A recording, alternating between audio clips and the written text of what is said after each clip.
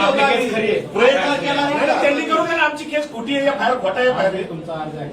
अर्ज नाही हा अर्ज नाही.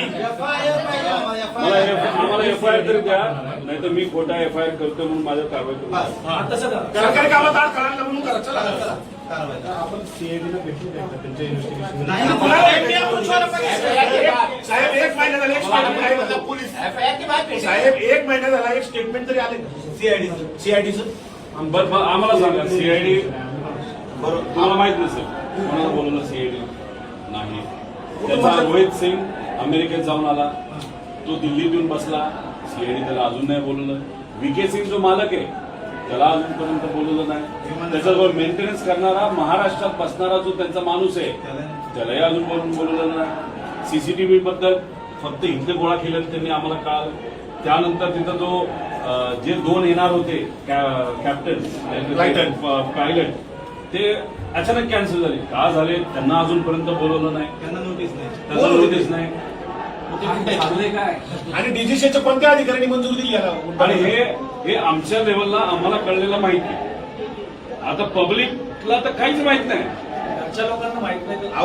आम्ही घरचे असू, हे 8 तास बसतात. गव्हर्नमेंट प्रेझेंटेशन दिल्लीत दाखवले, मुंबईत दाखवले, ते मोगम नाही साहेब. आणि ठीक आहे मी प्रेझेंटेशन केलं, चुका केल्या मला काउंटर फ्री केलं. बारामतीमध्ये पोलीस जर आम्हाला साहेब आमच्या एफआयआर घ्या, सीआयडीला द्या ना. तुमच्यावर काय करस्पॉन्डन्स झाला का सर सीआयडीचा?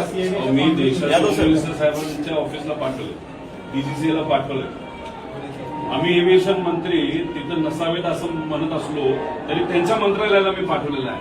हे एव्हिएशन मिनिस्टरच्या अहो त्याला VSR कंपनी जी आहे त्याचे आणि त्या डीजीसी जी पार्टी आहे त्याचे जे प्रमुख आहे त्यांचं कमर्शियल रिलेशनशिप आहे.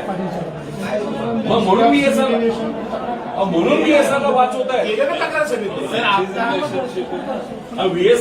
VSR ला म्हणून वाचवत आहे. आणि मग आमचं म्हणणं तुम्ही त्याच्या VSRच्या विरोधात एफआयआर घेत नाही, मग तुम्ही सुद्धा वाचवत. आणि चालू तपास जे सांगताय तुम्ही साहेब त्याच्यामध्ये अँगल कोणता आहे? अपघात आणि टेक्निकल.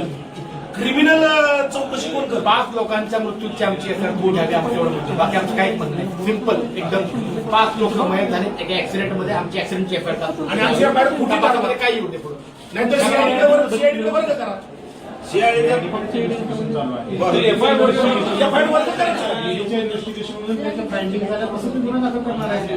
गुन्हा दाखल व्हायचा 1 महिना झाला साहेब, 1 महिना तर दाखल त्यांनी केलंच नाही तर आम्ही काय करतो? डिस्कशन व्हायला पाहिजे.